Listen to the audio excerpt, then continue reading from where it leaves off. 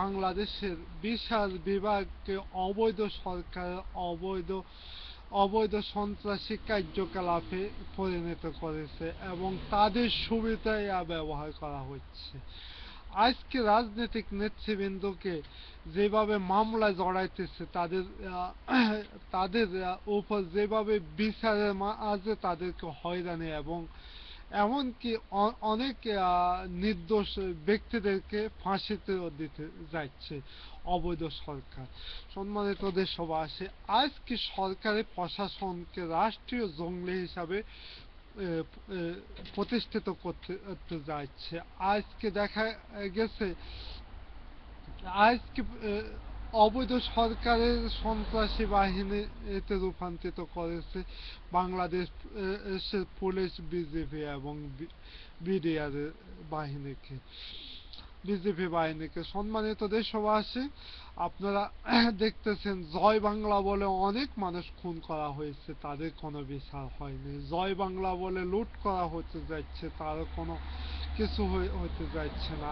আজকে বাংলাদেশে যেরকম নির্বাচন নিয়ে যে সকল ইয়ে করতেছে, এখন থেকে তারা প্রমাণ করতে চেষ্টা করতেছে তাদের আমলে সুস্থ নির্বাচন হবে। এই জন্য তাদের সন্ত্রাসীদের দিয়ে মাঠে বিভিন্ন অপকর্ম করতে যাচ্ছে এবং ওইগুলো আবার কিছু কিছু নাটকের মাঝে তাদেরকে এরেস্ট বা তাদের বিরুদ্ধে জরিমানা অনেক কিছু দেখাইতে যাচ্ছে। কিন্তু এগুলা দেখাই এখন তারা তো নাটকের বেলায় বিশ্ব রেকর্ড করে আসছে।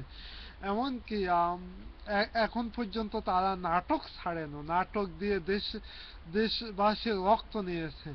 আজকে আরো কত রক্ত নেবে। জয় বাংলা বলে যত খুন করবে, যত লুট করবে, তাদের কোনো বিচার হবে না। আজকে পুলিশ কমিশনার আমার ফেসবুকে আছে, আজকে পুলিশ কমিশনার দেশের মেয়েদেরকে নির্যাতন করে, অপহরণ করে, অনেক কিছু করতেছে। তারপরে একটা পুলিশকে একটা সরকারি প্রতিষ্ঠিত জঙ্গলি বাহিনীতে প্রতিষ্ঠিত করেছে রাষ্ট্রীয় সন্ত্রাস হিসাবে।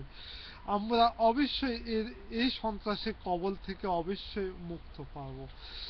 আমি আমাদের 20 দলীয় জোটের নেতৃবৃন্দদের প্রতি আমি আহ্বান জানাচ্ছি, আজকে জামাত নেতা কামরুজ্জামানের প্রতি যেভাবে অবিচার করা হতে যাচ্ছে, কিন্তু উনি হচ্ছে একজন দেশের নাগরিক, এইভাবে প্রতিটা নাগরিক হতে যাচ্ছে এই রাষ্ট্রীয়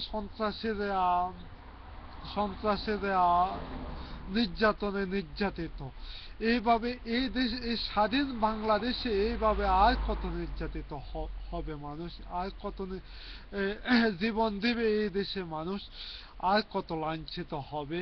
জয় বাংলা বলে মানুষ খুন, এটা রাষ্ট্রীয়করণ করা হতে যাচ্ছে। আজকে দেশ নেত্রী বেগম খালেদা জিয়াকে নিয়ে বিভিন্ন নাটক করতেছে, তার বিরুদ্ধে মিথ্যা মামলা দিয়ে এরপরে বিভিন্ন নাটকের মতো অভিনয় করে হাসান মাহমুদ থেকে অন্যান্য সন্ত্রাসী মন্ত্রীরা যেভাবে ঘাল বেটকে কথা বলতেছে। সম্মানিত দেশবাসী, আপনারা প্রস্তুত